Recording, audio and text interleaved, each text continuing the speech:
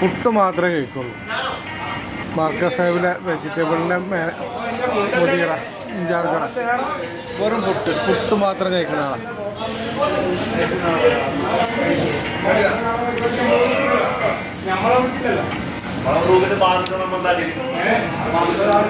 ഒരു മലയാണ്, പാവാണ്, പൂച്ചക്കുട്ടികളെ മാതിരിയാണ്.